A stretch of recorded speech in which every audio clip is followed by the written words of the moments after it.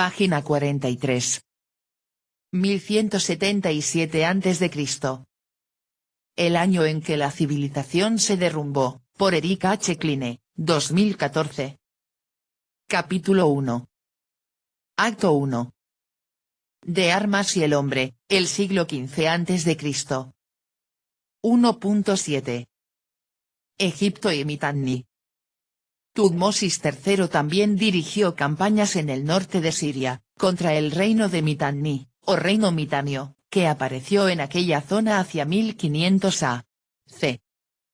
Hacia esas fechas, Tutmosis I ya había entablado campaña contra ellos. El reino mitanio siguió creciendo y fue asimilando otras zonas próximas, como el reino hurrita de Anigalbat. En consecuencia, hubo distintos nombres para referirse a ellos, según el periodo temporal y según quien hablase o escribiese sobre ellos. Por lo general, los egipcios lo llamaban Naarin o Naarina, los hititas se referían a ellos como la tierra de Ur y los asirios hablaban de Anigalbat y los propios reyes mitanios se referían a sí mismos como el reino de Mitanni. La capital, Guasucanni, o Guasugani, no se ha encontrado.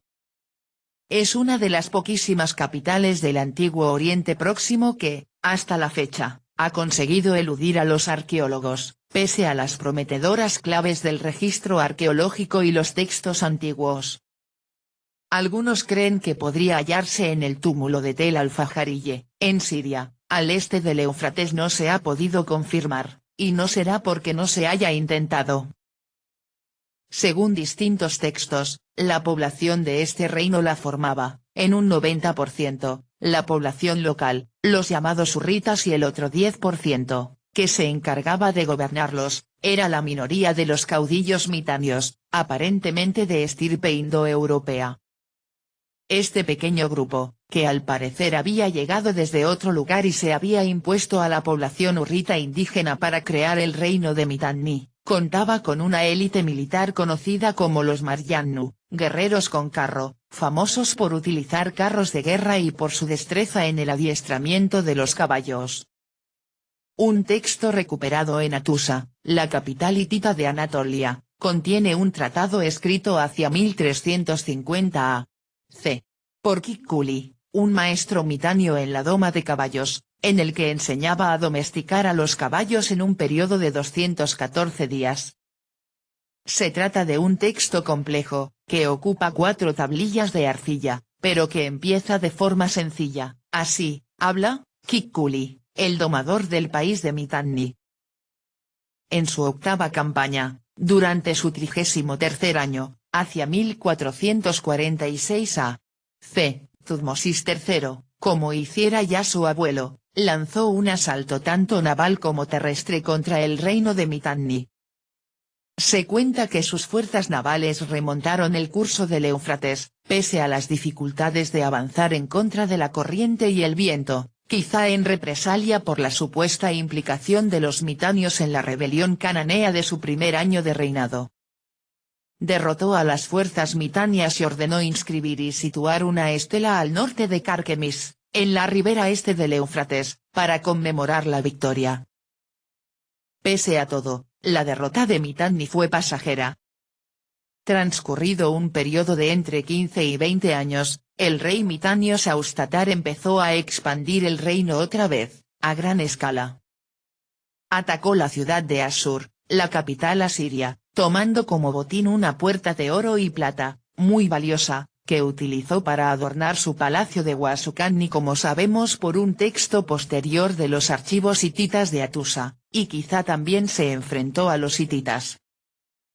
Transcurrido menos de un siglo desde entonces en la época del faraón Amenofis III, a mediados del siglo XIV a.C. Las relaciones entre Egipto y Mitanni eran tan cordiales que Amenofis se casó no con una princesa mitania, sino con 2 mitanos, asirios y egipcios. El mundo estaba cada vez más interconectado, aunque en ocasiones solo fuera por la vía de la guerra. Página 44. Tomado de la red, World History. El reino de Mitanni, conocido por los asirios como Anigalbat y por los egipcios como Naarin y Metani, se extendía desde el actual norte de Irak pasando por Siria hasta Turquía, y fue una de las naciones más grandes de su tiempo, aunque hoy en día está muy olvidado. Existen pocos registros de su pueblo, pero la correspondencia entre los reyes de Mitanni y los de Asiria y Egipto, las cartas de Amarna, así como el manual de entrenamiento de caballos más antiguo del mundo y un tratado entre los mitanios y los hititas, dan cuenta de una nación próspera que floreció entre 1500 y 1240 a.C. En el año 1350 a.C., Mitanni era lo suficientemente poderosa como para ser incluida en el club de las grandes potencias junto con Egipto, el reino de Lati, Babilonia y Asiria.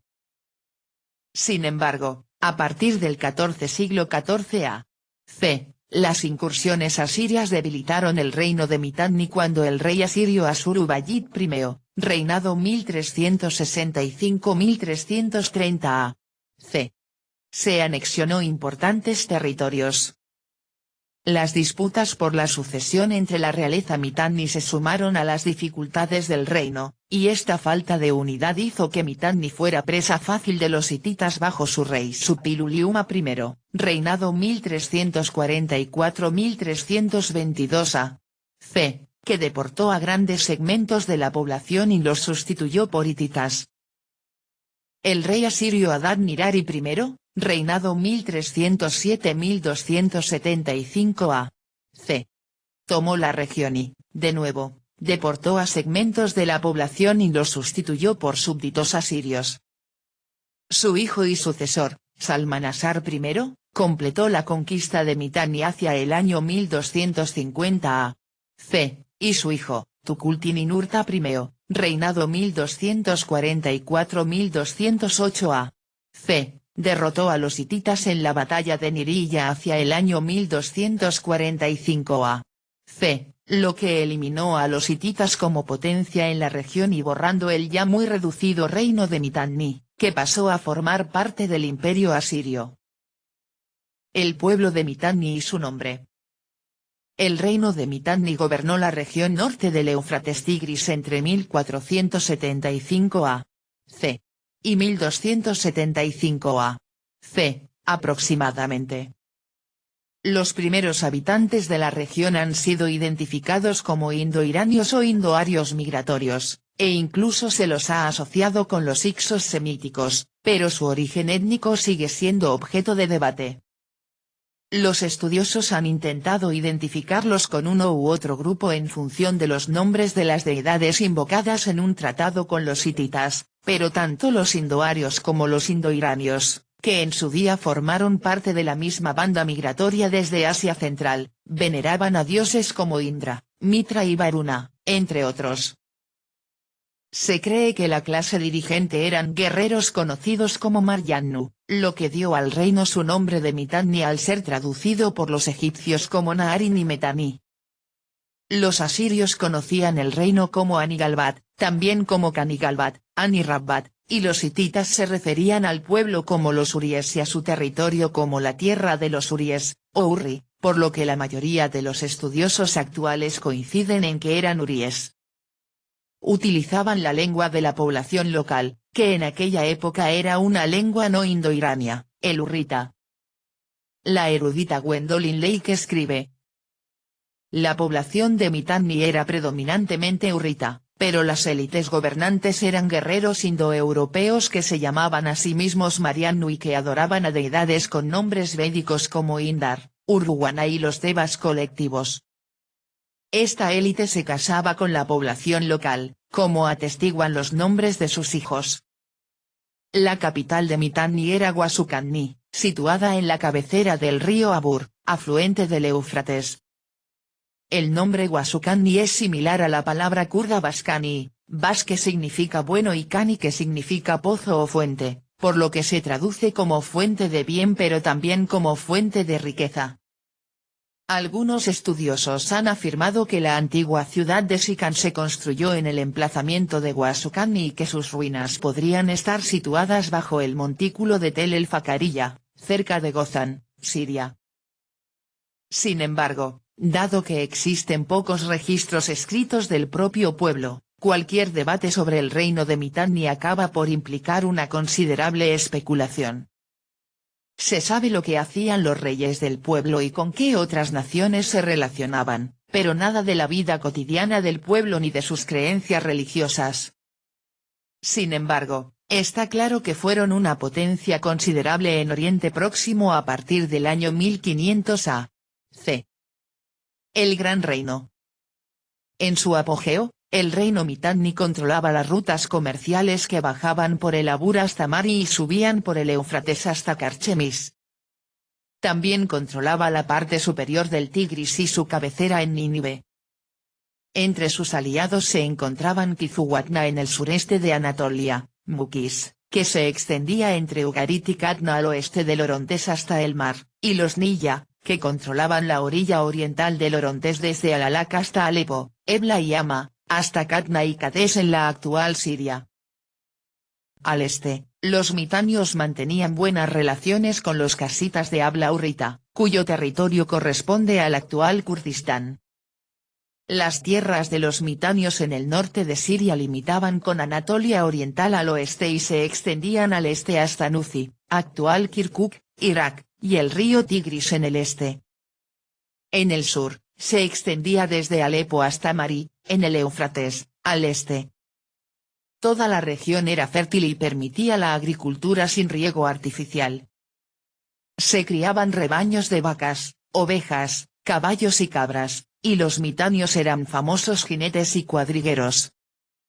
Se dice que fueron los innovadores que encabezaron el desarrollo del carro de guerra ligero con ruedas que utilizaban radios en lugar de ruedas de madera maciza, como las utilizadas por los sumerios, para que los carros fueran más rápidos y fáciles de maniobrar. En las excavaciones de los archivos hititas de Atusa, cerca de la actual Boğazkale, Turquía, se encontró el manual de entrenamiento de caballos más antiguo que se conserva en el mundo. La obra fue escrita en el año 1345 a.C. en 4 tablillas y contiene 1080 líneas escritas por un entrenador de caballos de Mitanni llamado Kikkuli, que comienzan con las palabras "así habla Kikkuli, maestro entrenador de caballos de la tierra de Mitanni", y describen exhaustivamente los métodos adecuados para entrenar a los caballos. Reyes de Mitanni. Se sabe poco de los primeros reyes de Mitanni debido a la posterior destrucción de la cultura por los asirios, pero los nombres de los primeros gobernantes se conocen a través de las correspondencias con otros países. En el siglo XVI a.C., los reyes más destacados parecen haber sido Kirta, su hijo Sutarna I y Barratarna, también llamado Parsatatar. El rey Saustatar, reinado 1430 a.C. amplió las fronteras de Mitanni mediante la conquista de Alalak, Nuzi, Asur y Kizuwatna. Egipto, bajo el mando de Tutmosis III, reinado 1479-1425 a.C., derrotó a los mitanios en Alepo tras un largo periodo de disputa por el control de la región de Siria. El rey mitanio Artatama I reinó durante la época del faraón egipcio Amenhotep II, 1425-1400 a.C. y de Tutmosis IV, 1400-1390 a.C., pero poco se sabe de él, aparte de los intentos de establecer tratados con Egipto mediante matrimonios. Su hijo, Sutarna II, concertó el matrimonio de su hija, Kiluepa, con Amenhotep III, reinado 1391-1353 a.C., lo que fortaleció las relaciones y ayudó a Mitanni a consolidar su poder y asegurar sus fronteras. Bajo Sutarna II, Mitanni alcanzó su máximo poder y prestigio, fue incluida en el llamado Club de las Grandes Potencias, designación moderna para las naciones más fuertes de la región, lo que incluye Egipto, Babilonia y el reino de los hititas, de Anatolia, que interactuaban entre sí a través del comercio y las alianzas.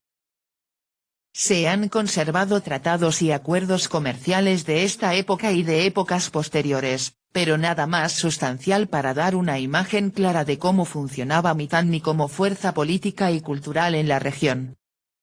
Otras civilizaciones están bien documentadas, pero no está nada claro cómo, y a menudo cuándo, Mitanni interactuó con ellas. El erudito Mark van de Meierhof comenta: la mayor dificultad a la que nos enfrentamos es la incertidumbre sobre la cronología. Mientras que podemos sentirnos cautelosamente seguros sobre la secuencia de gobernantes y la duración de los reinados en ciertos estados, la información sobre otros reyes y reinados sigue siendo muy vaga. Así, incluso escribir la historia del estado de Mitanni, por ejemplo, plantea grandes dificultades, ya que no podemos datar los acontecimientos en función de las pruebas del propio estado. Tenemos que confiar en los sincronismos con Egipto y Ati para saber aproximadamente cuándo y cuánto tiempo gobernó un rey mitánio. Uno de los periodos mejor documentados de los reyes mitanios es el del reinado de Sutarna II y su hijo Tusata, solo por la correspondencia conocida como las cartas de Amarna, e incluso esta apenas está completa. El rey Tusata y la llegada de los hititas. Como parte de un tratado que equilibraba aún más el poder entre las dos naciones, se arregló el matrimonio entre la hija del rey Tusata, la princesa Taduepa, también llamada Taduquipa, y Amenhotep III. Algunos estudiosos han identificado a Taduepa con la famosa reina egipcia Nefertiti, entre 1370 y 1336 a.C., esposa del hijo de Amenhotep III, Akenatón, reinado 1353-1336 a.C., o con la esposa menor de Akenatón, Quilla, pero los estudiosos suelen descartar estas afirmaciones. Tusata envió una gran dote con su hija que incluía la estatua de la deidad patrona de Guasucanni, la diosa de la fertilidad Sauska. Amenhotep III estaba enfermo en ese momento, y Sauska, que también presidía la curación, fue enviada para aliviar lo que le aquejaba pero también, como diosa del amor, para bendecir el matrimonio y fortalecer la unión. En la correspondencia entre los dos reyes se incluye una lista de los regalos, entre los que se encuentran oro, sillas de montar y camellos profusamente ornamentados, joyas y ropa cara. Este tratado se puso a prueba dos veces. Primero, cuando Tusata escribió a Amenhotep III para decirle que no había recibido tanto oro de Egipto por la transacción matrimonial como se esperaba, y luego, cuando un golpe de estado desafió la autoridad de Tusata en su ciudad natal. El tratado no sobreviviría a esta segunda prueba que implicó una lucha de poder en Guasucanni entre Tusata y un pariente, posiblemente su hermano, conocido como Artatama II. Egipto apoyó a Tusata en este conflicto, mientras que el rey hitita Suppiluliuma I, reinado 1344-1322 a.C., respaldó a Artatama II. El erudito Paul Kriwacek comenta: los hititas competían con el reino de Mitanni, que había sellado el norte mesopotámico desde las cercanías del mar en el oeste hasta las montañas en el este, desde la zona de Alepo hasta la región de Kirkuk.